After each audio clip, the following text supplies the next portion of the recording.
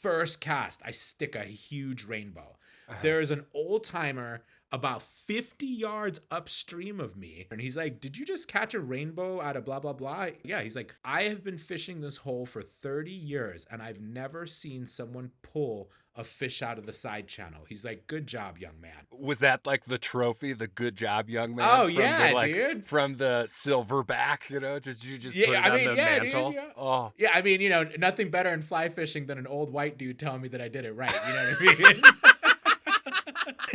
You have my blessing, son. That is the soundbite of all soundbites.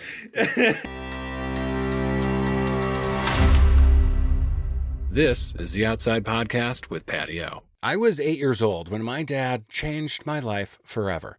In the summer of 1992, on my family's first Western road trip, we were strolling around Utah's Snowbird ski resort when I stepped on a storm drain grate. The grate gave way and fell into the dark abyss of the drain. I fell, too, barely catching my fingers on the lip of the asphalt, screaming for help. Was this to be the end of little old Patty O? No, because my dad grabbed the back of my shorts and yanked me to safety with the giant tug of a rescue wedgie. To this day, I refuse to walk on grates of any kind, and I see wedgies in a whole new light, too.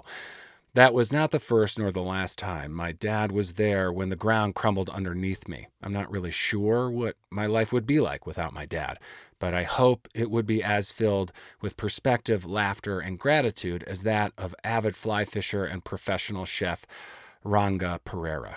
Ranga was born in Sri Lanka in the 1980s. He remembers good times like fishing and beach parties with his family and friends. It was also an incredibly dangerous time in Sri Lanka. A violent civil war broke out in 1983, one that would last until 2009 and eventually claim the lives of an estimated 100,000 people. For safety, Ranga's parents moved the family to California in 1991. But less than a year after emigrating, Ranga's father had a massive heart attack and tragically passed away at the age of 39, an event that haunted Ranga until his own massive heart attack that nearly killed him in 2017. He has every right to be bitter and angry, but Ranga is the opposite and leans into the two passions that have shaped the last quarter century of his life, fly fishing and cooking. When he's not feeding flies to the giant fishies in Montana's legendary rivers, he's feeding clients as one of the region's most sought-after private chefs, and each activity has a surprising influence on the other.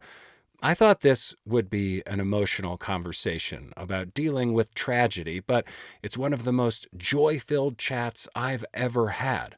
Ranga lets what was taken from him and what he's endured float past him, focusing instead on all the good that still fills his life and the possibilities just around the bend. I found it remarkable, and I think you will too. How we start is burnt toast. What's your last humbling, hilarious moment outside?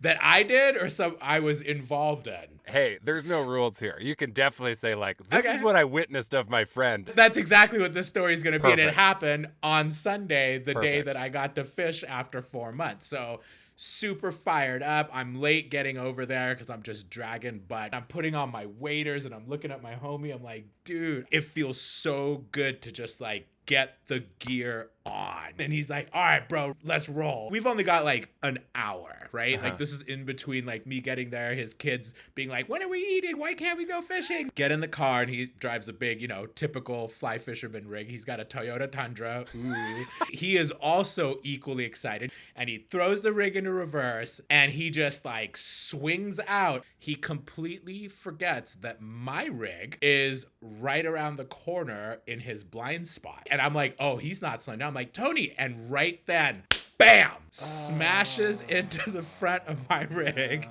He just looks at me. He's like, oh, He did crack the bumper, but somehow missed, these new rigs, they have the Gucci sensors and everything. Oh, yeah. Somehow missed the sensor, missed a bunch of other stuff. He felt like such an And I'm like, it's fine. Dude, it's Sunday. This is not getting fixed right now. Like, let's deal with this later. And then there's a whole string of bad luck on the river. So I've got a pocket knife. I reach into my pocket to do something, and the blade is completely open in my chest. Oh my God. Oh my God. That could have been really bad. Then I lose my fly. All this other stuff happens. And Tony just looks at me. He's like, dude, we are really having a run. I was like, no. We're taking a breath and we're doing this. Next cast is the only fish I caught a really nice fish. This is what happens when you take 4 months off. You have to like bust off all the rust and the bad luck juju. Yeah, man. But we got back after fishing. He just walked straight to the car. He's like, I'm so sorry. I was like, you're going to fix it. I'm not fixing it. You have to fix it. His wife doesn't know yet. She's about to know when this podcast gets released. All right, let's get into it. I want you to tell me if these people would change and how they would change if they were to fish. Donald Trump. I knew you were going to go there. No way. No way. He lacks patience, and he would be like, why aren't the fish coming over here to bite my hook? It's the greatest fly ever, you know? Dude, I did not know that you had such a good Trump impression. Okay. That's it. Thanks for coming, everybody. That's the show. Oh, my God. Okay. Putin. Yes, I think he would change. I think there's a chance because he's very calculated. He doesn't give a F about what's going on around him. If he was able to change his focus from world domination to dominating a big fish somewhere in Russia where no one else can fish. Yeah, I think so. If the fish aren't biting, then the KGB will make them. Exactly. Taylor Swift. She would be singing the entire time. She would get into it. Custom waders with frills for sure. No question about it. Cher. The image in my head right now is just ridiculous. It's her in that jumpsuit just... Yeah, exactly. Just watching her fly just drift down. I believe, you know. Oh, man, I'm sweating over here. This is ridiculous. This is so great. So, like you, I fly fish, which means I am really good at standing in rivers and screaming the F word. Yeah. And the knots that I make with a fly line are the most intricate weaves ever created. If they didn't make me so angry, they would be the most beautiful friendship bracelets of all time. So, explain to me why this very, very frustrating sport is your thing. Okay, so first of all, fly fishing, I think, is for nerds. I just don't know anyone that wasn't like a total nerd as a kid. And usually there was Legos, model building, something like that involved in their childhood. Crazy science experiment kits, magic kits, things that you could like really, really get nuanced about. Okay. But I think that's also the appeal of it. It is deceptively simple. It's like golf. Like it's not about effort. It's about focus and finesse. Yeah. And so what you're doing is you're unraveling your mind in that process. It's not really your body, it's your mind. Like you're talking about wind knots. Like, dude, trust me, I get nasty ones still. But if you're in the zone, no, it's part of it, dude. Oh, and if you're having a bad day, it's not. I'll just stop. I'll be like, okay, time to just take off the glasses. I take off my hat. I'm like, guys, I'm going for a walk. I'll be right back because clearly my head's not in the game. Once you're in flow, it is one of the most poetic and beautiful things. You feel it. You feel it in your cast. You feel it in your presentation. You feel it in the way that you're fighting the fish once it's on the hook. It's just fluid. Time slows down. Yeah. As opposed to speeding up. And that's what I like about it is it's the mental side of it. It's not my body. What are your recommendations then for like dropping that frustration? Do I just need to be like more athletic? Because I do have kind of a well-known love-hate relationship with fly fishing. Yeah. Well, good. It sounds like you fish. I do. But that's the thing. It's like I am absolute like dog poopy at it, but I also love it. I have landed some fish, and that feeling is so indescribable as compared to the other things that I do in the outdoors. Yes. So how do I get more of that? I think it depends on the personality type, but for me, I'm not out there to compete. Yes, obviously I want to catch a fish, but that's not the sole reason that I'm out there. Getting a fish to your hand or to the net, more appropriately, is the bonus. For me, the river is an opportunity to slow down. It's the suiting up despite, if you hit a car behind you or not. It's the walk to the water. I do this every time, man. Before my first cast, I close my eyes and I listen to the water and I just take 3 to 5 breaths. Because life is chaos, man. You've got a nugget now that requires a lot of attention. You got bills to pay and everything else. And this is a moment of zen. Yeah. This is supposed to feed you. Have you read Siddhartha by Hermann Hesse? No. It's a storytelling of how Buddha, who was a prince, became the Buddha. He spends time on a river with a ferryman, and the ferryman talks about the 1,000 voices of the water. Over years of hanging out with this ferryman, he then starts to hear, it's not just one jumbled noise, it becomes distinct voices within the river. And I read this when I was like 19 or 20 years old. I was in college and I hadn't fished at that point, and it just stood out. And so once I started fishing, that's what I'm doing. I'm listening to 1,000 voices of the river. And when you can plug into that, I guarantee your fishing is going to go to the next level. And I find for myself, if I'm fishing like poop, it's because I'm not listening to the 1,000 voices. I'm in my head. I'm like, oh, what's wrong with me? Ranga, you idiot. Hold your back cast. Dude, like same. all that stuff, right? You got that guy in your head too? Oh, same. Oh, we 100%. Yeah. Because I feel his name's Patty. Yeah. What a jerk. That guy. Damn Catholic guilt. Yeah, no doubt, dude. Yeah. I mean, that's how I wake up every morning. Hey, remember, you're bad. I feel like you and I have a lot of similarities. Like we have like these very quick twitch brains that are almost like constantly doing something, constantly running. There's like the applications are running in the background, right? Always. And I feel like that is the thing about fly fishing that attracts me so much, is like the calming of that. Is it your form of meditation? Yeah, I mean, I'm a daily meditator as well. It's a tool to bring me to the present moment. When I'm fishing poorly, it's because I'm thinking about something that happened or something that's about to happen. Some people can break it down mentally. Okay, there's 300 fish in this pool, and here are the 7 lanes, and here are the depths. That's not how I fish. I fish from the soul, man. And the only way that I can do that is to get present, take a moment, take a beat, take a breath. This happened years ago in Yellowstone Park. There were all these old timers that come out every time in the fall. They've been doing it for 30 years, and they're all fishing the same pool. And I kept looking at a spot in the complete opposite direction. There was something that was just drawing my attention. And I'm like, I'm going to walk over there. And I changed flies and did all this thing. First cast, I stick a huge rainbow. There is an old timer about 50 yards upstream of me. He just happened to be looking downstream. I see him. He gets out of the river, walks down, and he's like, did you just catch a rainbow out of blah, blah, blah? He's like, yeah. He's like, I have been fishing this hole for 30 years, and I've never seen someone pull a fish out of the side channel. He's like, good job, young man. Was that like the trophy, the good job, young man? Oh, dude. From the silverback, you just put it on the mantle? Dude, yeah. Oh. Yeah, I mean, nothing better in fly fishing than an old white dude telling me that I did it right. You know what I mean? But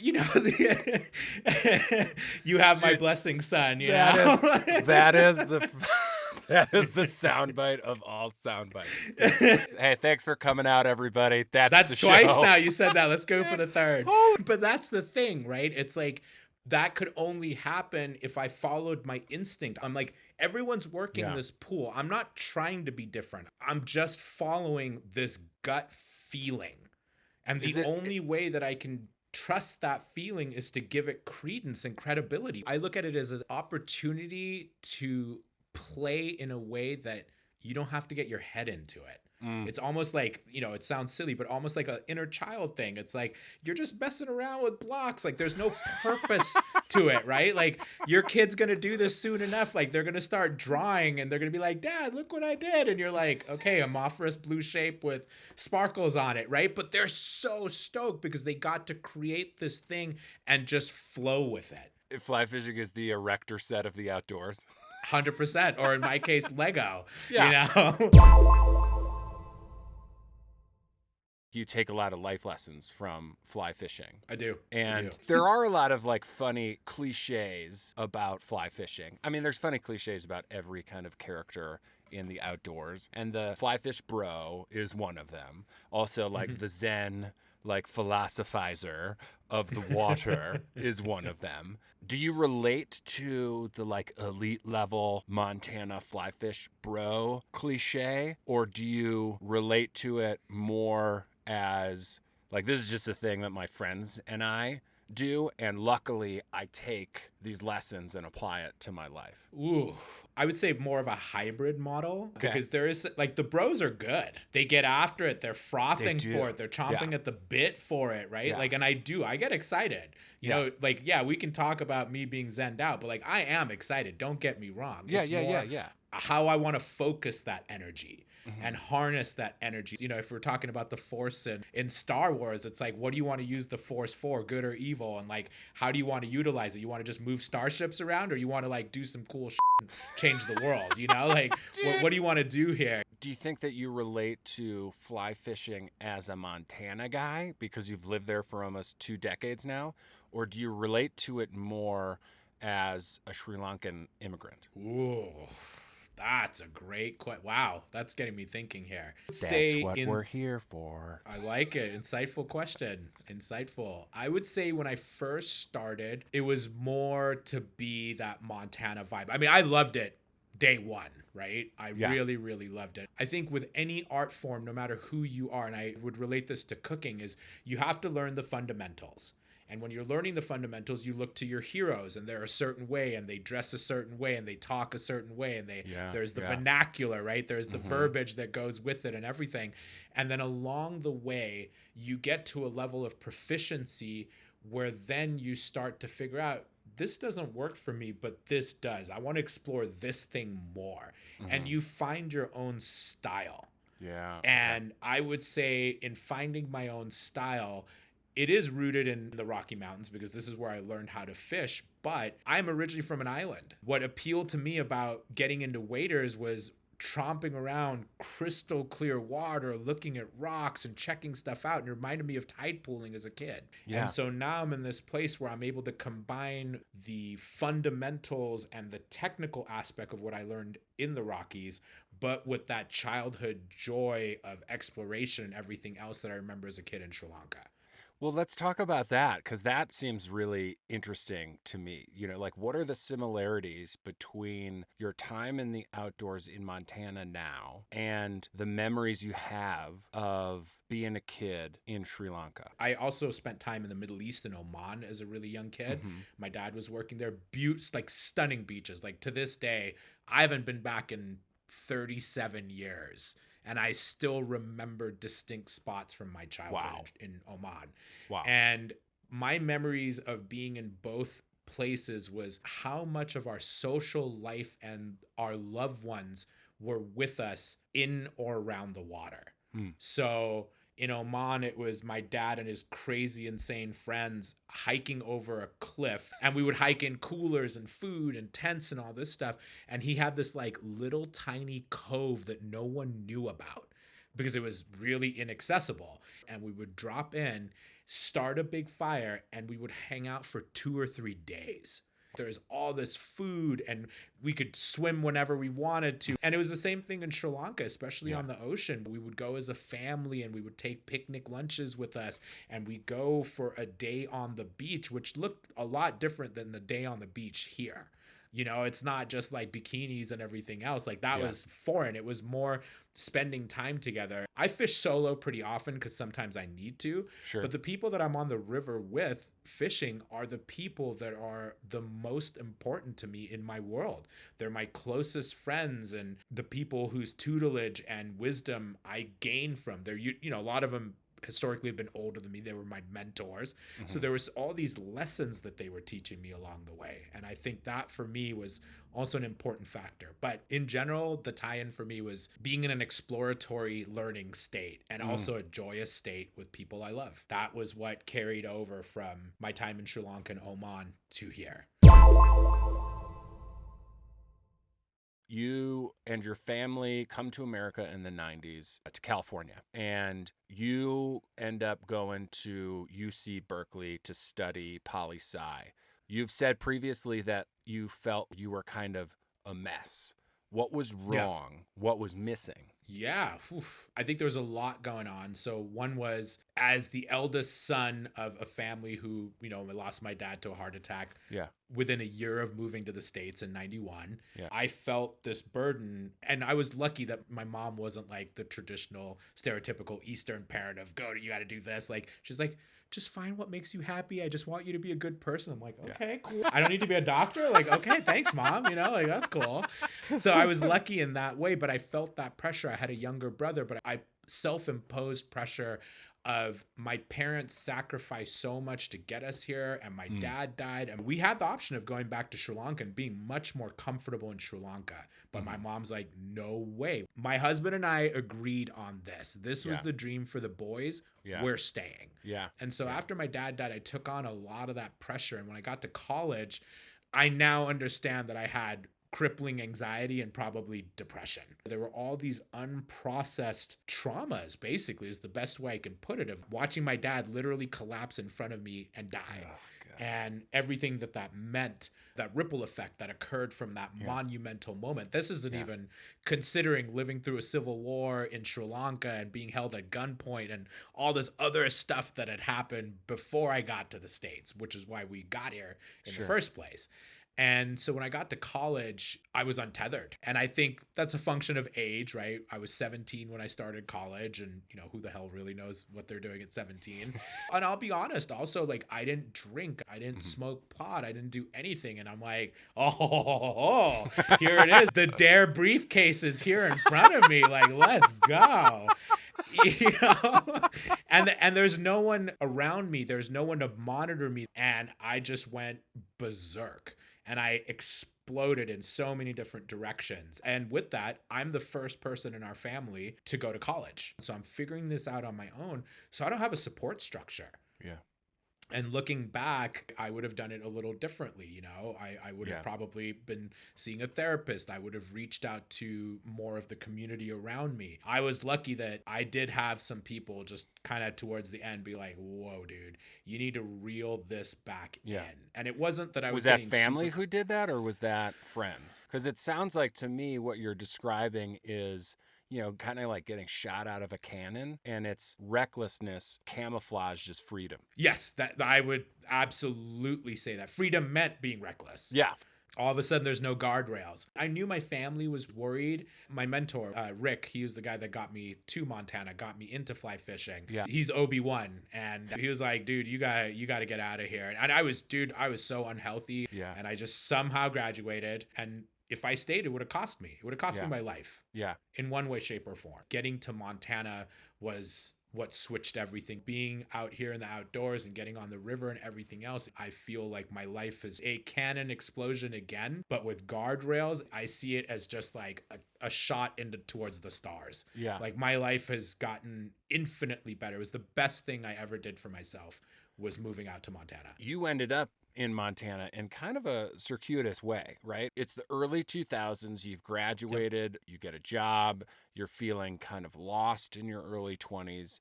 And then Rick, your mentor, invites you on your first ever fly fishing trip to Montana. Yeah. What happened on that trip that inspired you to move there just a few months later? Oh man, electrical current. It was like seeing in black and white, and then all of a sudden someone hit a switch and you're seeing life in Technicolor. Oh, wow. I'm 22 at this point. I'm bar backing here and I've got a day job here. And Rick calls me up, and he's already presented Montana as an option. I laughed at him. Like, I pointed at my skin. I was like, dude, no way, man. It's Montana. Like, there's no way they're going to be okay with someone like me. The irony is he's half Japanese, half Mexican. So he was just like, it's not what you think, Ranga. I'm like, whatever. I just totally dismissed them. So he calls me out of the blue, and he's like, hey, man, we're doing our annual guys trip out to Rock Creek outside Missoula. Why don't you join us? And he's like, I got it all. You're covered. I was like, okay, like, I have no money. If you're paying for it, I'm in. And so we're driving through the night. There's no street lights anywhere. I'm like, God, I've never seen a place as dark as this. Like, this is insanity. And we pull into the cabin. I pass out and I wake up the next morning. It's like mid-September. I walk outside. My jaw just drops. We're like 6 feet from the creek. There's cliffs and mountains. There's bighorn sheep. There's deer. There's trees. But what I remember the most, I'm a very smell and taste oriented person from cooking. Yeah. I have a super sensitive nose. The smell of the water and the air. I was like, I've never smelled anything like this before in my life. At this point in my life, I had never really slept outside. And every night I would drag my sleeping bag out to the deck and I would sleep right next to the creek. We got out fishing and I sucked at it, but I'm just having so much fun. And then I catch my first fish, which is a cutthroat trout. And that was it, man. And I saw a bald eagle that day and we had this sick, like, river lunch where they made like black bean salmon on the river, and I'm like, what is this? Got back, couldn't stop talking about it, literally started having dreams about the place. And I told my girlfriend at the time and she's like, yeah, it's beautiful. I'm like, no, you don't understand. Telling my mom and she's like, yeah, I know. I hear it's beautiful. Well, she was like, where's Montana? That was my mom's response. And what's a Montana, you know? And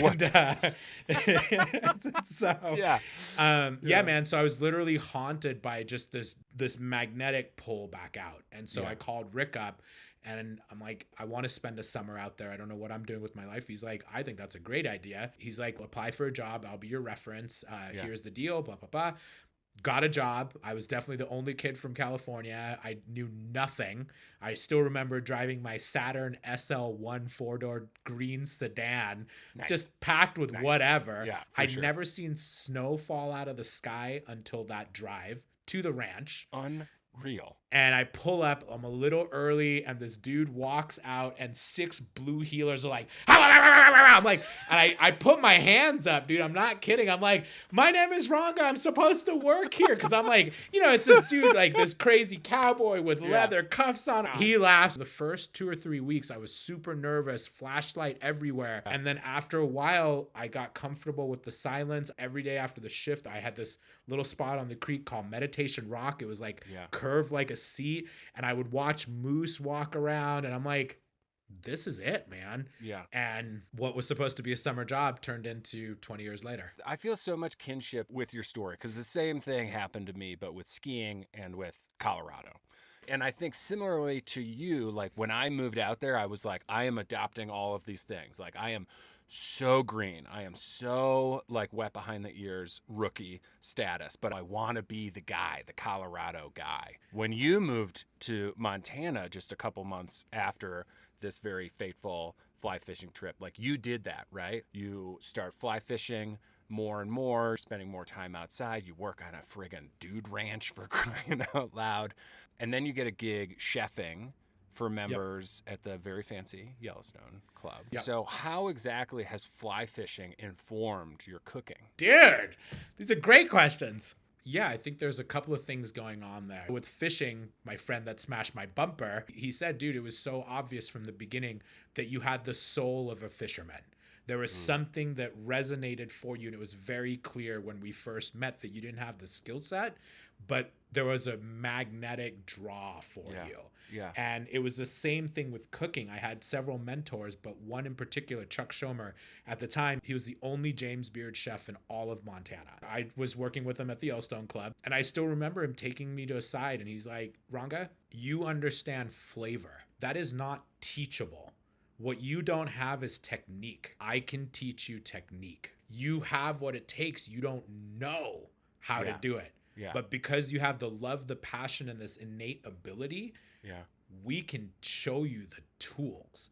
And so as I'm going through fishing, I'm also in the culinary world. I'm kind of like getting yelled at by classic French trained chefs. They're like, oh, you cannot do that. That is too much flavor. And, you know, you're just like, dude, shut up. Like, I know it's going to work. My family background in Sri Lanka, my dad's side of the family, they have a very high-end tea company. So I grew up in the tasting rooms where there's like 100 samples of tea laid out, and you look at the dry leaf, the leaf that was brewed, so it's wet, and then what we call the steep tea, which is the liquor. I knew how to quantify flavor. And as I'm adding more tools and learning techniques, all of a sudden, I found my stride. And my stride really kicked into high gear where I'd been working in kitchens, and I realized this is not the moneymaker. And so in 2008, on the weekends, I would do a pop-up dinner. First 10 people that would get back to me on an email list got a spot at the table.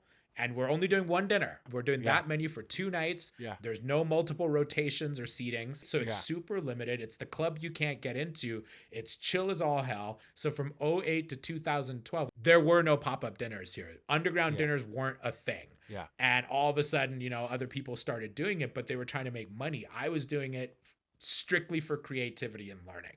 Yeah. And then from there, I started gaining a reputation of like, oh man, there's this crazy Sri Lankan dude living in Bozeman that does sick dinners. Yeah. I then quit all my other jobs and started focusing on the cooking. Yeah. And then from there, got some clients at the Yellowstone Club to cook privately. And here I am 14 years later. As you're growing with the lessons of patience from fly fishing, you're growing with this creativity in cooking, and those two are intertwined. Is 100%. That also translating to more of calm and serenity in your personal life? The success of both on small and big levels gave me more and more confidence to just listen to my inner voice and stop listening to the external voices.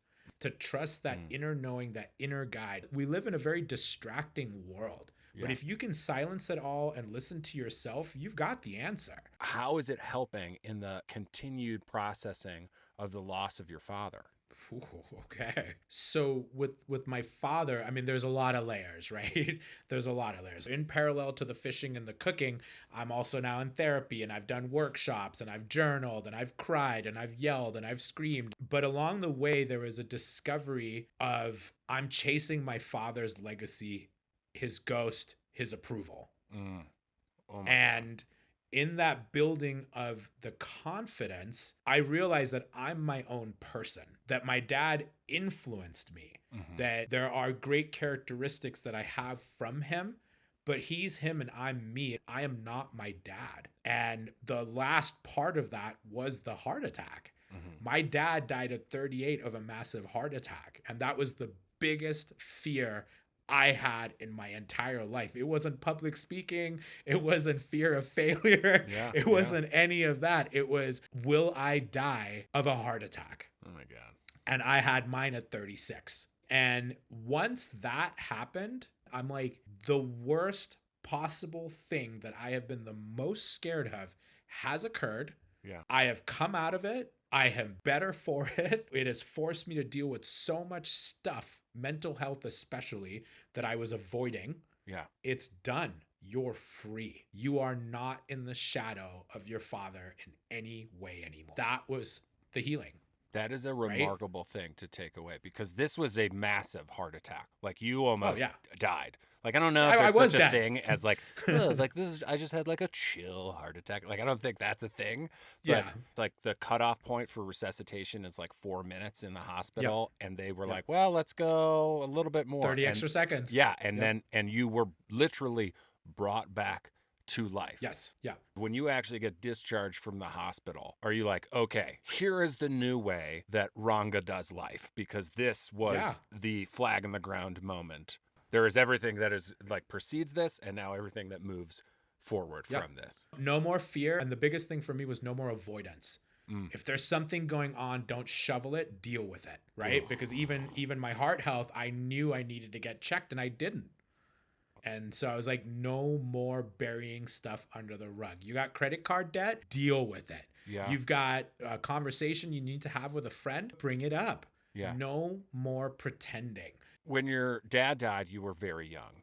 And you have said that it almost felt like you did not have a childhood after that moment. Yes. After the heart attack, did you feel like you were able to reconnect and have the childhood that you wanted? Yeah. Did fishing and cooking get reignited? Did it feel like I'm looking at it in a new way? I'm experiencing it like with child's eyes now? I don't think it was like this instantaneous moment. It was still a progression. Yeah. But in giving myself that freedom to deal with this dredge and the sludge and these little boulders that I carry that add up, and in the releasing of those over time and very extensive therapy. Yes.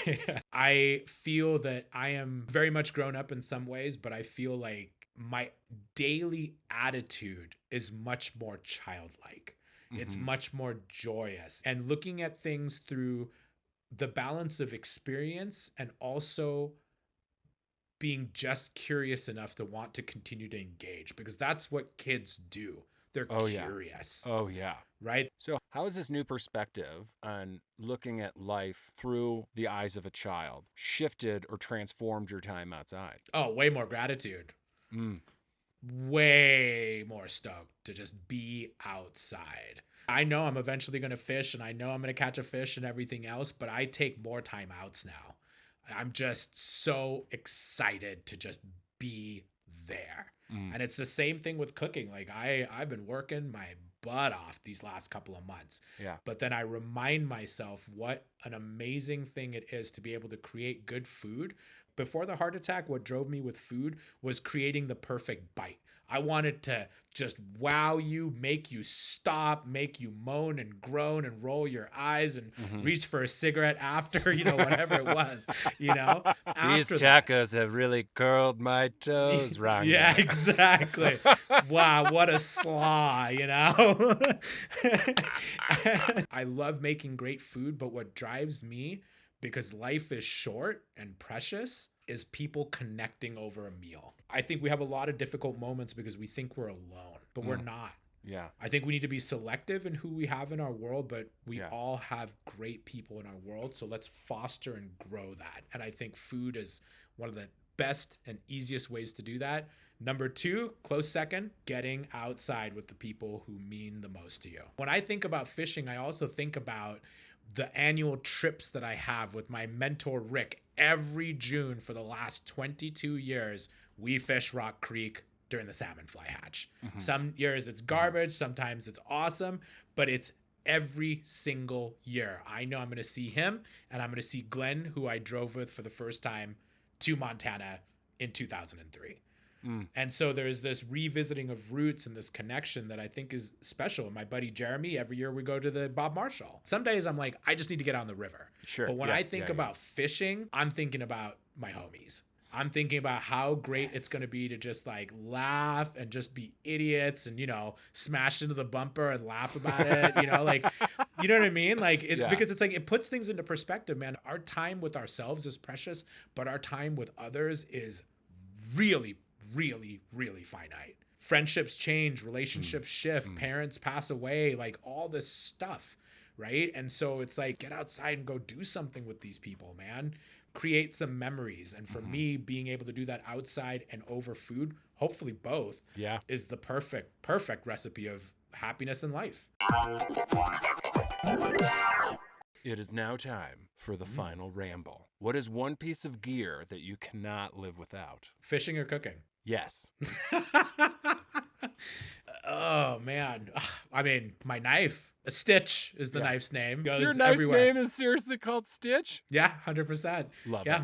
This next question is going to be very difficult for you. Okay. What is the best outdoor snack? Oh, that's brutal. I know. I'm so excited for this answer. In my case, it would be Justin's cashew butter cups, chocolate cups. Oh, those are so good. Good call. Okay. What is your hottest outdoor hot take? I think it's show people your secrets. Ooh, no fisher says that. Maybe not the super secret spot, but like show them what you're doing.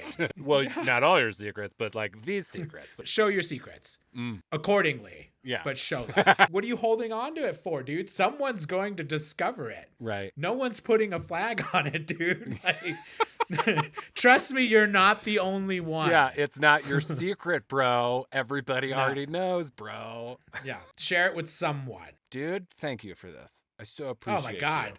My cheeks hurt from laughing, man. This is great. I hate doing ab workouts. That's why I chit chat with people so I can just laugh. I'm going to go ahead and adopt that philosophy. Yeah. I like that. Dude, crunches and planks are for nerds. You should just talk to somebody.